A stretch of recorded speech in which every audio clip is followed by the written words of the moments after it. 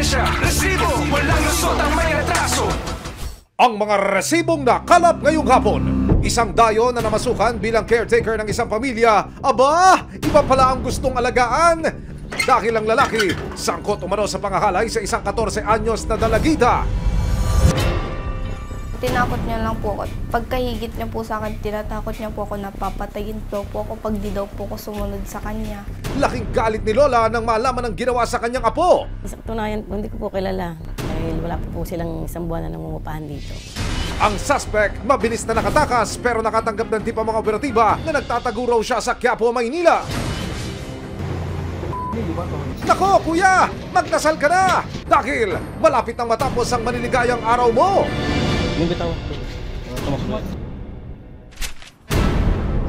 Isang babae sa Nueva Ecija nagkakabit daw ng braces, pero mga pasyente sa kalip na mapangiti, napapangiwi. Nagkasungki-sungki po siya, tas kumiwalay po. Hindi na po siya gaya ng dati. Yung iba po pantay dati, ngayon naghiwa-hiwalay po. Naku po! Kaya naman, kasama ang resibo, isang check-up ang ikinasa ng Criminal Investigation and Detection Group o CIDG Nueva Ecija at Philippine Dental Association of PTA Nueva Ecija. Kumagat naman kaya ang nagpapakilalang dentista? Hindi natin alam kung yung mga may-ari, naging may-ari niyan, may mga sakit. Kunyari, let's say HIV. Ano man reklamo, bibigyan tugon. Bawat hiling at problema, hakanapan ng solusyon. Ito ang bago ninyong sandigan, hindi palalampasin ang mga tiwali at maling gawin. Dito, walang ligtas ang abusado at lalong walang lusot ang may atraso. Dahil ang lahat, hakanapan natin ang resibo. Pagkatang hapon, ako po si Emil Sumangil. Isang dalagita walang awang pinagsamantalahan umano ng isang dayong caretaker sa Batangas. Nagsimula raw ang suspect sa pagmamanman sa biktima hanggang sa isang araw nahulog sa patibong ng suspect ang dalagita at nangyari ang pangahalay raw sa kanya. Pero ang suspect mabilis na nakatakas. Mahuli kaya siya ng mga otoridad? July 30, 2023, nagpunta ang 14 anyos na si Leia, hindi niya tunay na pangalan, sa binabantayang bahay ng caretaker na si J. Ron Aringo, 22 anyos. Nagsinungaling daw si J. Ron na nandoon ang kapatid ni Leia, pero lingid sa kaalaman ng dalagita, may masamang plano pala sa kanya ang caretaker. Nahanap yung kapatid sa chat, nag-reply naman. Kasi hawak na rin po siya sa braso, hila. Ang sabi nga rin po, ipapatayin kaya. Sa gabay ng barangay Vauci officer, ikinwento ni Leia ang mga pangyayari. Nung una po kasi nag-chat po ako sa kanya na kung nandun po yung kapatid ko, tas sinabi niya po nandun daw po.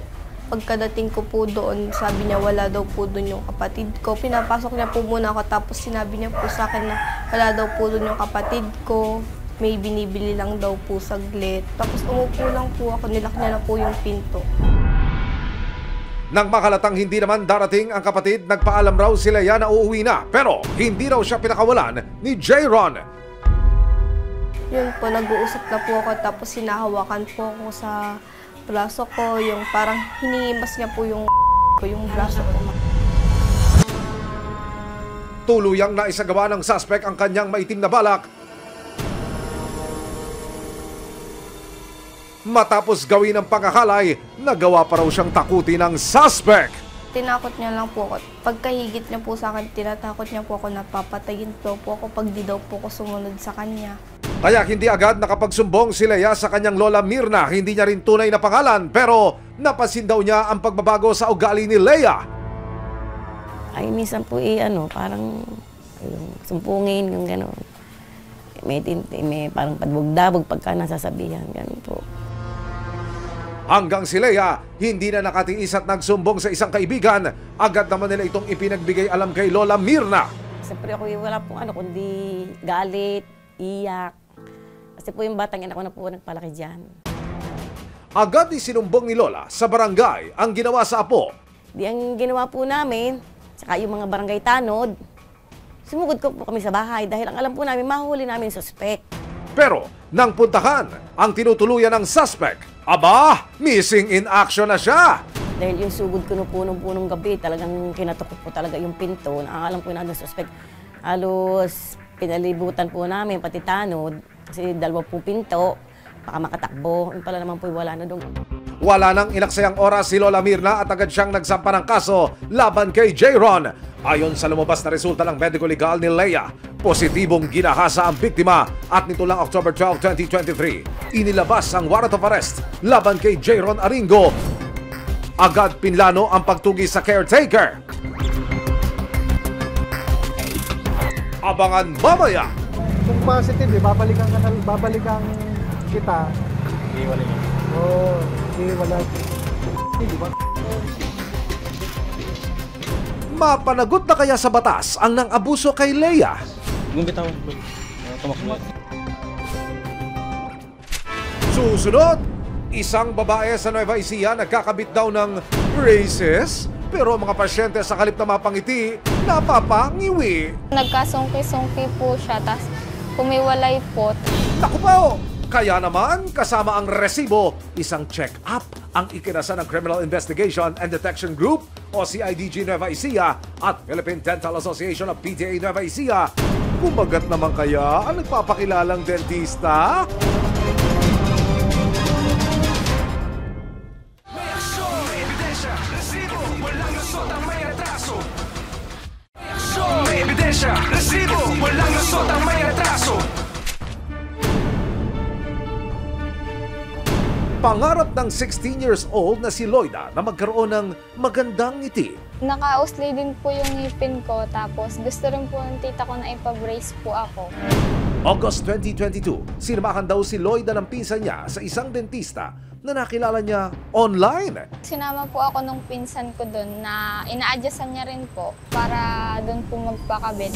Pero tila bulsa lamang yata ng dentista ang napangiti dahil sa loob ng 1 taon, ang mga ngipin ni Loida, imbis na magdikit-dikit, lalong naghiwa-hiwalay. Nagsusugat po yung bandang sa labi ko po. Sumasakit po siya minsan. Medyo humiwalay po iba kong ngipin kaysa sa normal ko pong ngipin bago po ako magpakabit. Nang samahan siya ng kanyang tita Teresa sa klinik ng nagpakilalang dentista, dito na nagtaka si tita. Nagtataka ako bakit bahay lang po. Kaya sabi ko, tingnan mo nga ako kung may certificate siya or ano, kahit na ano doon. Wala daw po. Tapos sabi ko, ano yun? Tapos sa room lang po nila, na andun pa higaan nila, na pag nagpapaano po yung pamangking ko, na natutulog pa yung asawa. Ibang klase rin daw kung maningil ng professional fee si Miss Dentist. 600 lang naibigay namin. Sinisingil po sa amin 1,250. Sabi po namin, papa na lang. Pumayag naman po. Kaso po, ang sabi nga namin, na pag nagkapera. Pag uwi po namin nung hapon, kinukulit na po yung pamangking ko. Na pag hindi daw po na-send, ipopost na daw po siya sa social media. Kaya naman, lumapit na sila sa Philippine Dental Association of PDA Nueva Ecija. Kinilala ang nagpapakilalang dentista na si Frances Jana May Javier. After nung nakausap namin si patient, dumirekta na din kami sa PDA to ask ng certificate kung member ba namin and also sa PRC kung licensed dentist ba to. Upon checking, hindi nga po siya licensed. Para mas mapatunayan ang paglabag sa batas ng inireklamong peking dentista, isang surveillance ang isinagawa ng PDA kasama ang mga operatiba. Kung inyo pong makikita sa kuha, sa katre lamang, walang dental chair na ginagamit sa loob po ng silid kung saan isinasagawa ang procedure. Wala rin ho tayong nakitang anesthesia o yung isinaksakman na pampamanhid bago isagawa po ang procedure. Nakaupo lang ho siya sa isang monoblock chair. Wala hong liwanag o yung mga dental light na kung tawagin na ginagamit din po sa procedure na ito. Kasama ang PDA, tumulog sa CIDG Nueva Ecija ang magtiyakin. Ipakikita ko po naman sa inyo ngayon ang isa sa mga ebidensyang hawak ng PNP CIDG. Narito po ang certification mula sa Philippine Dental Association na nagpapatunay na hindi po kabilang sa tinatawag na Official Records of Membership of the Philippine Dental Association ang isang Frances Jana May Javier. Siya po yung suspect na nakunan ng surveillance camera ng PNP CIDG na nagsasagawa ng procedure. Nakakahulugan, hindi po siya lehitimong dentista o orthodontist. Ang CIDG hindi na nagpatumpik-tumpik pa. Isang check-up sa klinikang agad pinlano ng CIDG, PDA at resibo. Ipakita yung na hindi siya, di ba sabi ni Eric nila, yung certification sana, na hindi siya from your group po. Susunod! Nagpapakilalang dentista, may major adjustment kaya na gagawin? Isang dalagita pinagsamantalahan umano ng isang binatang dayo sa Batangas. Tinakot niya lang po ako. Pagkahigit niya po sa akin, tinatakot niya po ako na papatayin daw po ako pag di daw po ako sumunod sa kanya. Mapanagot na kaya sa batas ang nang abuso kay Leia? Yung bitaw. Tumakbo. May aksyon, may ebidensya, resibo, walang lusot ang may atraso. May aksyon, may ebidensya, resibo, walang lusot ang may atraso.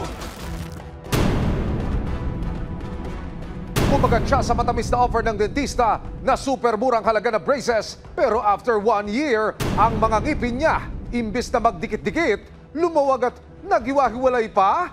Anyari? Nang imbestigahan, napagkalamang ang kanyang dentista, peke, nge.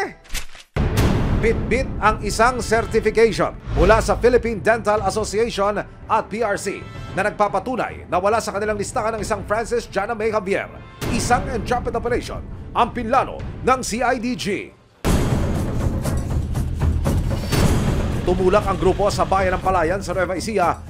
Pagdating sa target area, saglit na naghintay ang CIDG at PDA. Sa hudyat ni Teresa,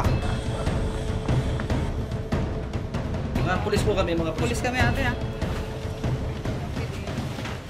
Ate, ikaw si Frances Jana Javier, tama? No. Mga taga CIDG kami, kasama namin yung PDA o Philippine Dental Association. May reklamo kasi sa'yo na hindi ka naman authorized mag-practice ng ganitong mga dental, katulad ng paggawa ng braces. Ina-aresto ka namin sa paglabag ng Republic Act 9484 o yung Philippine Dental Act of 2007. Ikaw ay may karapatang manahimik. Ano man ang iyong sasabihin ay mag-aaring gamitin pabor o laban sa iyo sa anumang hukuman. nang tanungin ng PDA si Jana kung saan niya natutunan ng paggawa ng braces. Pinag-aralan mo lang sa FB, pinanood mo lang. Pero alam ko po ang isang Aray ko po! Sa loob ng bahay, nakumpiska ng CIDG ang mga gamit sa paggawa ng braces. Tila ng ilo ang PDA nang makita ang mga gamit na wire kasama ng iba pang gamit sa paggawa ng braces. Kasi may marami na siya pasyente. Tsaka ito, pwedeng maka-infection to ng iba. Yes, gamit na wire po yan. Baka makasugat po yan at hindi natin alam kung yung mga may-ari, naging may-ari niyan, may mga sakit. Kunyari, let's say HIV, TB, or hepatitis, yung mga ganon. Nakita po naman natin wala silang proper way of sterilization Kitang-kita po natin na wala po tayong basis for infection control dito sa kanyang klinika. Hindi mo ba alam na bawal din? Alam mo? Alam mo? Wax. Wax. Wax.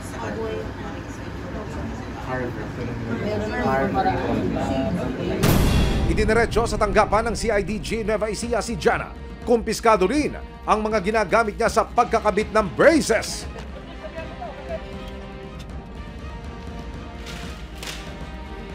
Una po, ito po yung mga orthodontic brackets. Ito po yung dinidikit ni Francis. Yun naman po yung mga wires na ginagamit niya. Nakita naman po natin, hindi properly na nalilinis. Mga cheek retractor po at iba't ibang klase ng mga rubber na nilalagay niya po kada adjust ng ngipin ng mga pasyente. Kumpiskado rin maging ang dental chair na ginagamit ni Jana sa kanyang di umano'y practice. Alam naman po natin kung ano yung gamit po. So hindi talaga dapat ginagamit po sa mga dental procedures. Nakaharap sa kasong paglabag sa Republic Act 9484 o Philippine Dental Act of 2007 si Francis Jana May Javier.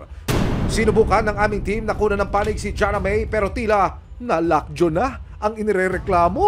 Nung kukunin mo po sana namin. Hindi na nga po ako magsasalita.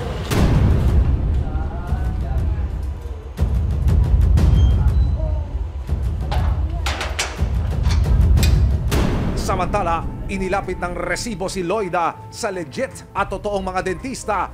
Umaasa si Loida na sa pagkakataong ito, makakamit na niya ang inaasam niyang matamis na smile. Lahat po sa kanila, maraming salamat po. Salamat po sa PDA sa pag-check up sa pamangking ko. Isang dalagita pinagsamantalahan umano ng isang binatang dayo sa Batangas. Ayon sa lumabas na resulta ng medical legal ni Leia, positibong ginahasa ang biktima. Ito rin ang ginamit na resibo upang maisampa ang kasong rape laban kay Jayron Aringo. Tinakot niya lang po ako. Pagkahigit niya po sa akin, tinatakot niya po ako na papatayin po ako pag di daw po ako sumunod sa kanya. Yan po, 4 years old pa lang iniwan ng ina. Inaawang ko po ngayon sa hirap. Kaya po, malama ang galit ko. Hindi po namin sila pinababayaan. Kung saan man po yung lakad na pupunta, naroon po ang presensya ko. Naroon po ang presensya ng aming service. At nito lang October 12, 2023, ibinaba na ang warrant of arrest laban kay Jayron. Dito na umaksyon ng PNP, Criminal Investigation and Detection Group, Detection and Special Operations Unit o CIDG-DSOU. Ayon sa CIDG-DSOU, top 2 city level most wanted ang suspect na si Jayron. Colonel, papaano ho nakarating sa inyo yung warrant of arrest? Saan ho nag-ugat itong police operation na ito, sir? Isang confidential informant na lumapit sa ating opisina. Binigay niya lahat yung mga detalye. Binirify natin sa ating e-warrant system yung pangalan. Doon, lumabas na may existing na warrant of arrest yung ating accused. Ayon sa nakalap nilang tip mula sa isang asset, nagtatago raw si JR sa isang apartment sa Quiapo. Wow, kuya! Magdasal ka na! Banda dito sa may kaliwa. Pag may nakita tayong bakery, dyan na yan. Dahil gagalugarin niya ng mga otoridad. Paano nyo natuntun itong suspect mula po sa Batangas City? Paano nyo sa surveillance at paano nyo nadiskubre na narito po siya sa lungsod ng Maynila? Bali, ito ay mga 2 linggo lang namin minalmanan dahil bago pa yung warrant of arrest. Nahirapan ba ang tropa? Hindi naman, dahil siyempre may confidential informant tayo. So may nag-feed ng information. Kaya naman itong November 8, 2023, pinuntahan na ng mga operatiba ang itinurong bahay ng suspect. Minadmanan ng mga otoridad ang lugar. Kung positive, babalikan kita. Hindi, wala. Hindi, wala. Ilang saglit pa, biglang lumabas ang suspect na caretaker. Huli ka, kuya! KDG Kamprani lang. Ha? Alam mo naman siguro na. Apo. Alam mo ba ang pag-iingat sa mga ganitong pwede ka rin magkaroon ng kaso, pwede ka rin makulong? Habang nagpapaliwanag ang operatiba, si Jayron biglang may isiniwalat. Aware naman po ako. Sa akin naayos naman po. Nakipag-ayos na rin po. Ngayon nakipag-ano na rin naman po sa akin. Ngayon okay naman po. Paliwanag naman ang kinakasama sa bahay ng suspect. Wala raw siyang alam sa kaso ng binata. Hindi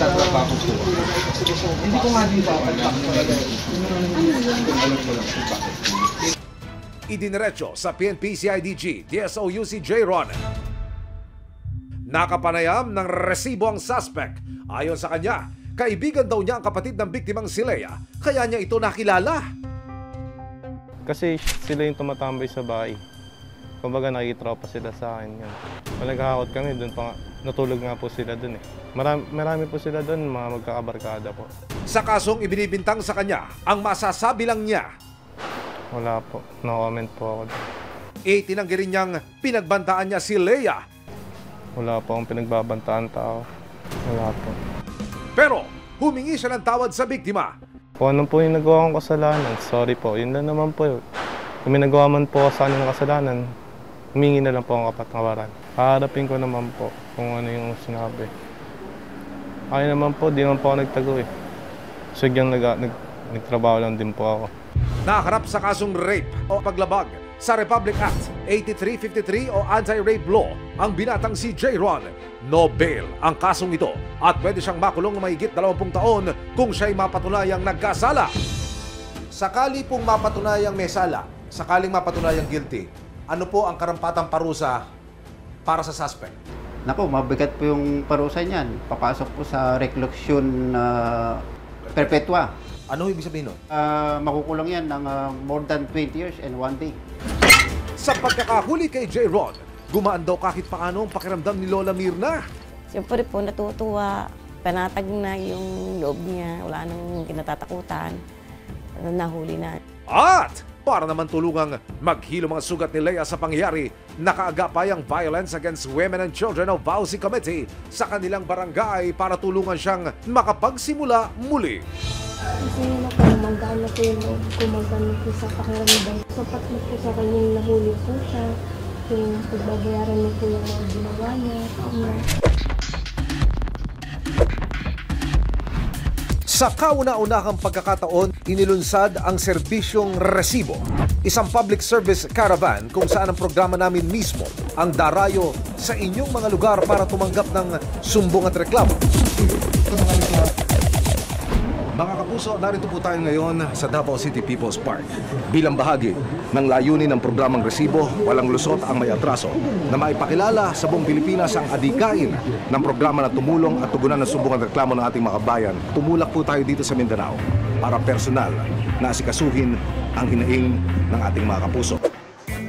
Katuwangang Social Security System, Philippine Statistics Authority, National Bureau of Investigation at ilang volunteer lawyers mula sa Davao Lady Lawyers Association o DALAS. Mahigit 100 kapuso ang nakiisa at nabigyan ng payong legal at natulungan ng mga nakilahok na government agencies. Isa sa mga dumayo sa serbisyong resibo, si Tatay Armando. Hindi mapigilan ni Tatay ang maging emosyonal habang ikinukwento sa akin ang pag-ghost sa kanya ng taong may atraso sa kanya na 39,000 pesos. Kasi matagal na yung utang na yan, hindi niya ako nabayaran. Kailangan ko yun, ang pera, kasi na-mild stroke ako. Sa tulong ng ating volunteer lawyer, binigyan ng payong legal si Tatay Armando kung paano niya makukuha ang perang nararapat para sa kanya. Masalamat ako sa GMA, sa inyo po, narinig kayo sa TV, na kanina dito kayo ngayon, kaya sumadya ako ngayon nagpunta dito para matulungan niyo ako. Maraming salamat po, Neil. Nakilala rin namin ang mag-inang sina alias Emma at Jam. Ayon kay Aling Emma, na-dismiss ang kasong rape na isinampa nila laban sa mag-asawa na umabuso sa kanyang apo. Hanggang ngayon, ilang taon na ang kaso pero maiyak sir. Parang gusto ko siyang anong gagawin ko sa kanya pero hindi ko sasabihin. Hindi ko makaya. Ano po Lola naging reaksyon ninyo nung binasura, dinismiss ng korte itong reklamo ninyo? Parang nagkatruma ako sir kahit saan ako nagpunta ako doon sa sa DSWD at saka sa police station. Sabi nila mag-refilan daw kami. Inilapit namin ang kaso ni Emma sa volunteer lawyers para malaman ang kanilang magiging susunod na hakbang. Pinayuhan kami pumunta doon sa yung lawyer sa IBP. Tapos, Integrated Bar of the Philippines. Pero dito sa Davao? Opo. Sa Tagum daw kami kumuha noon. Tinawagan na ni yung attorney doon na mag-asikaso sa amin. Ang mga kaso ni Tatay Armando at Nanay Emma, ilan lamang sa mahigit 100 hinaing at reklamo na ating tinugunan sa serbisyong resibo. Mga kapuso, magkita-kita tayo sa susunod na serbisyong resibo. Dahil anumang reklamo, sa abot ng aming makakaya, bibigyan namin ng tugon. Bawat hinaing at problema, hahanapan namin ng solusyon. May ebidensya, resibo, walang lusot ang may atraso.